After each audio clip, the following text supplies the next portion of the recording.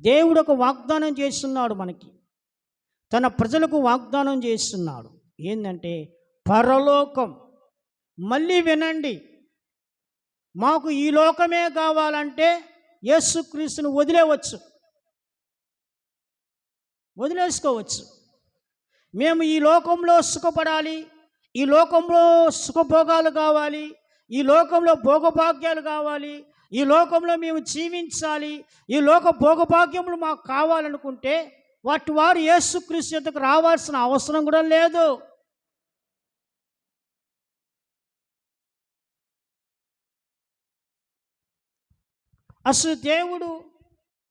అసలు యేసుక్రీస్తు మనకు ఎందుకు కావాలా? దేవుడు ఎందుకు కావాలంటే మనకు దేవుడు మహిమా శరీరాన్ని ఇచ్చాడు. ఈ శరీరము మహిమ చేత నింపబడిన శరీరం. అయితే ఆ మహిమను మనుషులు కోల్పోయారు. ఆ మహిమ మనిషిని వదిలి వెళ్ళిపోయింది. తిరిగి ఆ మహిమను ఇవ్వడానికే యేసుక్రీస్తు ఈ లోకంలో ప్రత్యక్షమయ్యాడు. యేసుక్రీస్తు తన సంఘముగా సమకూరుస్తున్నాడు.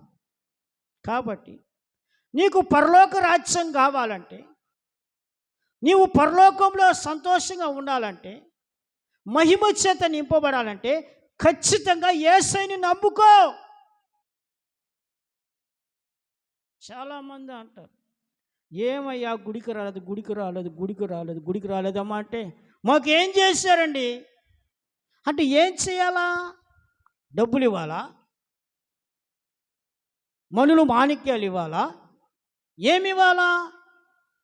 కుటుంబంలో భూ సంబంధమైన కార్యాలు చేయాలా? వీటి మీదే మనసు పెడుతున్నారు. అంటే భూ సంబంధాలుగానే సరిపెట్టుకుంటున్నారండి చాలామంది. అసలు యేసుక్రీస్తుని సరిగా అర్థం చేసుకోలేకపోతున్నారు. యేసుక్రీస్తుని ఏమనుకుంటున్నారు? ఈ లోక సంబంధమైన కోరికలు తీర్చడానికనా నువ్వు యేసయ్యని అడ్డం పెట్టుకున్నావు? ఈ లోక సంబంధమైన కోరికలు తీర్చుకోవడానికనా యేసుక్రీస్తు నువ్వు కలిగి ఉన్నావు? అందుకేనా మందిరానికి వస్తున్నావు? అందుకేనా భక్తి చేస్తున్నావు? అందుకే నీ భక్తి అది సంపూర్ణం కావడం లేదు.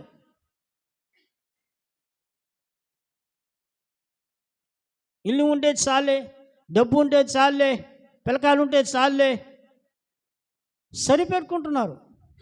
అందుకే వాళ్ళలో దేవుని యొక్క భక్తి వికసించటం లేదు. ప్రియమైనటువంటి దేవుని బిడ్డలారా, అందుకే వాళ్ళు అంటున్నారు, మనము ఈ భూమి మీద పరదేశమును యాత్రికులం. దేవుని బిడ్డ, నీవు ఈ లోకంలో పరవాసివి, నువ్వు యాత్రికురాలవు. దేవుని వాక్కు చెప్తుంది బైబిలు, నువ్వు ఈ దేశ సంబంధివి కావు, నీవు పర సంబంధివి. దేవుడు పరలోకం కొరకు నిన్ను ఏర్పాటు చేసుకున్నాడు, నిన్ను ప్రత్యేకించుకున్నాడు పరలోక రాజ్యానికి. అంతేగాని ఈ లోక సంబంధమైన భోగభోగాలు అనుభవించి, ఈ లోక సంబంధమైన జీవనాన్ని జీవించి నశించిపోవడానికి కాదు. చాలామంది జీవితాలు ఇలాగనే ఉంటాయి.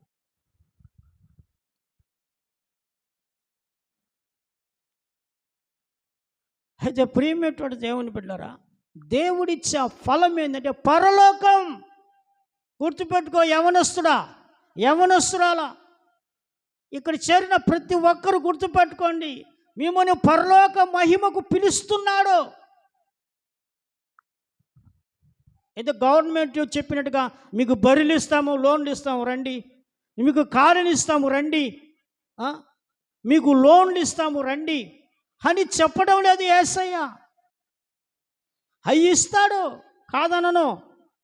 కానీ యేసయ్య ఎందుకు పిలుస్తున్నాడంటే, మీరు నా రాజ్యంలో పరలోకానికి, ఆ పరలోక రాజ్యంలో ఉండడానికి నిన్ను పిలుస్తున్నాడు.